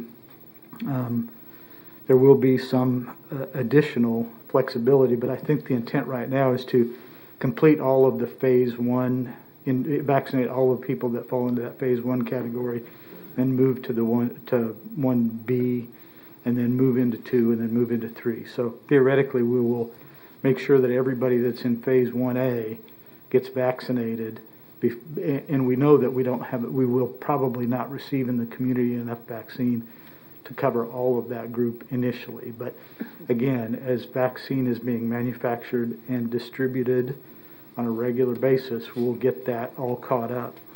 And then I think by summer, the intent is that vaccine is going to be ubiquitous, and it will be available for the public, for the general public, from a number of different approved providers that have partnered with KDHE and identified themselves as organizations that are willing to participate in the distribution process again. And so that could be your family physician, local clinics, lots of different organizations that will have that vaccine available once we get to the point where the vaccine is being made available for the broader public.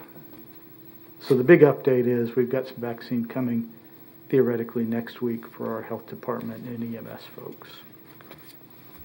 Okay. Commissioner Cruz has a question. Thank you, Chairman. Thank you, Tim. I don't know if anybody else is feeling this, but this is such great news. Like, for this past year, I am excited to talk about this. I'm excited at the possibility of this.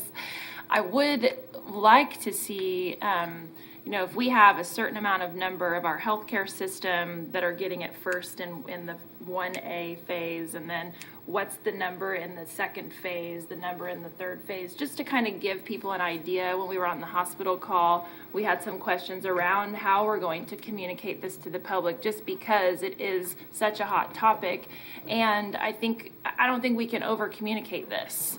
I think it's important that people know how long it's going to take or what the steps are going to be, so that there's no confusion. Because the last thing I want is for someone to expect to call our health department, and our health department staff is continually answering those same questions over and over. And it's going to happen probably, but at least we can do our due diligence to help our community understand really what the time frame is going to be, knowing that it could move, right? I mean, this whole time we've been dealing with a moving goalpost, right? And so I know that I just want to make sure that our communication staff is, really communicating what the first phase is, and so on and so forth. And so hopefully you'll have a good plan for that. And just one point of clarification: when you say Sedgwick County is going to get this, there are two portions of that, right? I mean, there's the Sedgwick County as a whole, which means our hospital system, and then there's Sedgwick County Health Department, which talks about our staff, and then you mentioned EMS staff. Does that, so our firefighters that are also first responders, or our sheriff's deputies in our jail, how are they going to factor into this? Could you speak to that? Sure. When I said Sedgwick County, I was talking about Sedgwick County government, and specifically in Phase 1A is health department staff and EMS staff that are doing calls. Okay. They're slightly ahead in line before firefighters and before sheriff's detention deputies and folks like that, based on the criteria that KDHE has conveyed to us. And so they will be, as I talked about, we're going to fill those categories of employees before we move to the next. So healthcare workers are going to get taken care of. Then the broader definition of healthcare with EMT and health department folks. And then shortly thereafter are going to be those folks that are in other public sector, public facing, public contact, sheriff, detention deputies, firefighters. Those folks will be following right up. And just to, Chairman on the call made a really great point for folks to understand who's making these decisions, right? This is CDC talking to KDHE. This is really, this isn't this Board of Health up here making any of these decisions. This is coming down from the federal level to the state level about how these vaccines will be distributed. And I think that's something that we can communicate really well as Sedgwick County government, that it's not up to this board. It's way above us that are making these decisions. So That's absolutely correct. I appreciate that clarification. Especially as it refers to priorities and the categories of who's next. And in terms of numbers, the numbers question that you asked, as soon as we have numbers, we will share them. We do not, right now, on Tuesday, before we think that we'll get something next Wednesday or Thursday, we don't know how many doses we will receive. I'm sure that KDHE has a plan on how they're going to distribute those across the state, but that's their level of responsibility. We don't know how many are targeted for Sedgwick County at this point in time. Hopefully, before they hit town, we'll know so that we can figure out how we're going to do the actual dispensing for our staff. But at this point in time, we don't have that number. But as soon as we do get numbers, we will work with communications to share that information out, because I know that there's a great deal of interest in the community. Thank you, Tim. Thank you, Commissioner. Commissioner Dennis? Thank you, Mr. Chairman. I passed this information on to the manager, but I wanted to make sure that all the board members knew about it. I received a call from Koch Industries, and they said that they do have the ultra cold freezers available if we don't get ours in, or we need additional storage space. In addition, their ultra cold storage freezers have immediate backup power and security. And if we took a look at what was happening with the transport of the vaccine the other day, one of the loads went out and they said U.S. Marshals are guarding it. I think this vaccine is probably going to be worth about as much as gold is. So security is probably something that we need to consider. Do you know when we're getting our freezers in? Last I heard, they should be shipped I think maybe they're received on the 28th. Now, the vaccine of December, the vaccine that will be coming next week is again, contingent upon that approval on Thursday, is the Moderna, which does not require the ultra cold. And so, and the other thing that we don't know right now is which type of vaccine we'll be receiving. We will dispense whatever is distributed to us. Some periods of time, it's going to be that Pfizer that requires the ultra cold storage. Sometimes it's going to be the Moderna. I think as we get into the late winter, early spring period, there may be some other vaccines that are approved as well. But it's good to know that we've got other options in the community for the ultra cold storage. Good. Are we planning on putting those freezers over at the health department? Is that where they're going to go? That's our plan right now, is to put them at East 9th. Okay. And how long can those freezers be without power before we need to start worrying about it? I don't have that answer. I know that we do have that dry ice would be an option, but we're also looking into backup power for that location as well. Okay, so are we going to put backup power at that facility so that we can transfer immediately? Or I just don't know how long that we can wait. Because if we ever spoiled it, we'd look pretty silly. Right. We will not spoil it, I can guarantee you that. We'll be able to transport it. Right now, the plan is if we need to transport it, we will transport it to a location that has a power. We've got backup power at our West Central location right now, and so there are contingency plans in place right now for Okay, that. and we're going to have to concentrate on security also, I believe. Absolutely. Thank you, Mr. Chairman. Okay, any other comments? I'll just add that I had a couple of very confidential conversations, and I have learned that the last group of people that will get vaccinated will be elected officials around the country. So, anyway, all right. With that, Tim, anything else? No, sir. Okay, all right. Thanks again for the update. Tom, thanks for the staff meeting today, everybody that participated. So anything else? Okay, we will adjourn until tomorrow.